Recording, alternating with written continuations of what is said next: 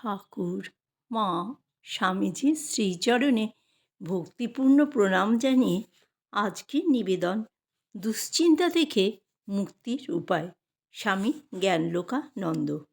দুশ্চিন্তা থেকে মুক্তির উপায় হলো বিচার করতে হবে, গভীরে ভাবতে হবে। স্বাভাবিক যে কোনো মানুষকে যদি আপনি জিজ্ঞাসা করেন আপনার জীবনের সমস্যা কী, প্রায় সকলেই বলবেন আছে। কারণ ইংরেজিতে একটা কথা আছে, tears and smile make the music of life. অশ্রু ও হাসি মিলে জীবনসঙ্গীত রচিত হয়। আরও একটি অনবদ্য কথায় আছে, there can be no rainbow without a cloud and storm, যার অর্থ মেঘ ও ঝঞ্ঝা ছাড়া রামধনু সৃষ্টি হয় না। স্বভাবতই দেখব আমাদের সাধারণ সকল মানুষের জীবনে সমস্যা আছে। এখন ভেবে দেখতে হবে এই সমস্যা সমাধানের কোনো উপায় আছে কি? বেশিরভাগ ক্ষেত্রেই দেখা যাবে সেই সমস্যা সমাধানের কিছু না কিছু উপায় থাকবেই। যদি সমাধানের উপায় থাকে তাহলে এতটুকু সময় নষ্ট না করে সেই উপায় অনুসারে কাজ করাটাই বুদ্ধিমানের কাজ। দুশ্চিন্তা কখনোই নয়। আপনি আমি যত বেশি দুশ্চিন্তা করব তত দুশ্চিন্তা আমাকে আপনাকে গ্রাস করে ফেলবে। দুশ্চিন্তা প্রতি মুহূর্তে আমাদের দুর্বল করে তুলবে। সেজন্য সদা সর্বদা সমস্যার সমাধানের জন্য বেশি সজাগ ও সক্রিয় থাকা অত্যন্ত জরুরি।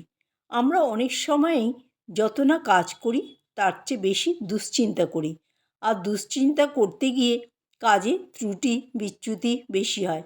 আবার সেই ত্রুটি বা ভুলের সংশোধনের জন্য অনেক সময় নষ্ট হয় ও অধিক উদ্বেগ দেখা দেয়। এতে অনেক সময় আমরা স্বাস্থ্যহানির শিকার হই। সেই স্বাস্থ্যহানির কারণে আমাদের জীবনে কষ্ট বাড়ে। দ্বিতীয়ত, এমনও হতে পারে যে আমার সমস্যাটি এতটাই জটিল যে তা সমাধানের কোনো উপায়ই আমার হাতে নেই। এক্ষেত্রে আমাদের যুক্তির শরণ নিতে হবে।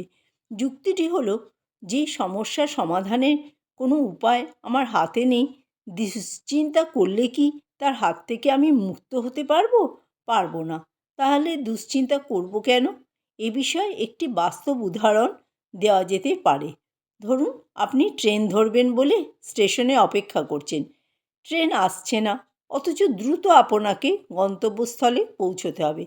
বারবার আপনি উঁকি দিয়ে দেখছেন ট্রেন আসছে কি না, কিন্তু ভাবছেন না যে আপনি একবারই উঁকি দিন আর 100 বারই উঁকি দিন, ট্রেন যখন আসবার তখনই আসবে। 100 বার উঁকি মেরেও 1 সেকেন্ড আগে ট্রেনটিকে আপনি আনতে পারবেন না।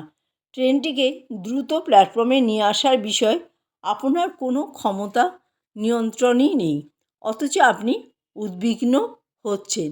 এতে কেবল শরীর ও মনের ক্ষতি হয়, লাভ কিছু হয় না। সেজন্য দুশ্চিন্তা কোনো সমাধান নয়, এটি প্রথম থেকেই মনে গেঁথে নিতে হবে এবং দুশ্চিন্তা পরিহার করার চেষ্টা করতে হবে। তবে একথা স্বীকার করতেই হবে, এটি বলা যত সহজ, বাস্তবে করা ততই কঠিন। আমরা যতই চেষ্টা করি না কেন, চিন্তা আমাদের মনের কোণে এসে ভিড় করতেই থাকে। আত্মোত্থানে শাস্ত্র বলেন, আমাদের অঙ্গ প্রত্যঙ্গ ও ইন্দ্রিয়গুলিকে দিয়ে কতকগুলি কাঙ্ক্ষিত কর্ম বা শ্রেয়কর্ম করাবার চেষ্টা ক্রমাগত করে যেতে হবে। কি সেই কাজ? উত্তর দিতে গিয়ে বলছেন, যদি চিন্তা করতেই হয় তাহলে রামের চিন্তা করো। রাম চিন্তা করলে হারাম দূর হবে। মনকে সংযত করতে পারলেই কাজ হয়ে যায়। কিন্তু আবার মনে হবে মনকে সংযত করাও তো কঠিন। হ্যাঁ, এ কথাও ঠিক, মনকে সংযত করাও কঠিন কাজ। কিন্তু কঠিন কাজ হলেও অসম্ভব নয়। বারবার চেষ্টা করলে ও বৈরাগ্য অবলম্বন করলে তা নিয়ন্ত্রণ করা সহজ হয়ে যায়। আর কঠিন কাজকে সম্পন্ন করতে পারলে তার তৃপ্তি ও শান্তিই আলাদা। তাই সদা সর্বদা একটি স্মরণ মননের ভাব হৃদয়ে জাগরুক রাখলে আমরা লাভবান হব। শুভ বাক্য, শুভ ইচ্ছা, শুভ ধ্যান ধরো অহরহ, দেহাদি সমস্ত কার্যে লোক উপকারে সদারহ। আমাদের জীবনে প্রতিটি দিনকেই উৎসবমুখর করে তুলতে হবে।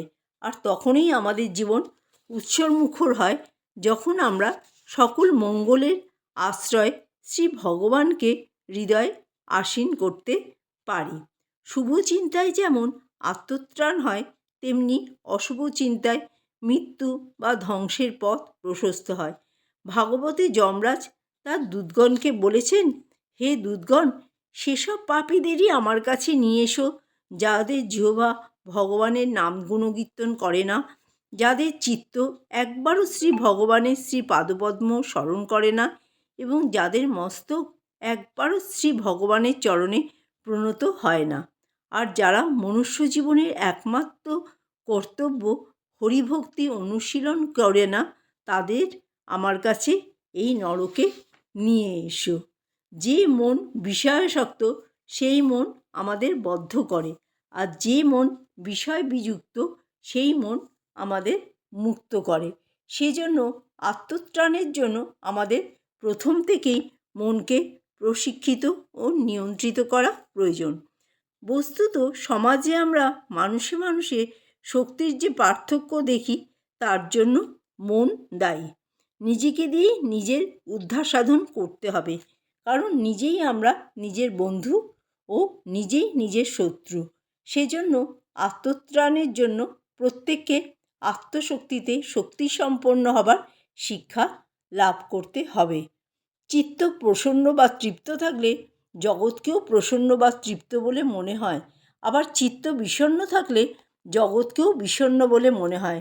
তাই কেউ যদি জীবনে সুখী হতে চায়, তাহলে তাকে চিত্তের প্রসন্নতা অর্জনের জন্য যত্নবান হতে হবে। মনকে আমাদের প্রতিনিয়ত অত্যন্ত সচেতনভাবে ও সক্রিয়তার সঙ্গে প্রশিক্ষিত ও পরিচালিত করে যেতে হবে। এর উপর নিয়ন্ত্রণ হারিয়ে ফেলে আত্মনাশের পথ প্রশস্ত হয়, আর এর উপর নিয়ন্ত্রণ বজায় রাখতে পারলে তবেই আমাদের আত্মত্রাণ তথা জগতে সফলভাবে বেঁচে থাকা যায় ও জীবন ধন্য হয়। জয় ঠাকুর, জয় মা, জয় স্বামীজি।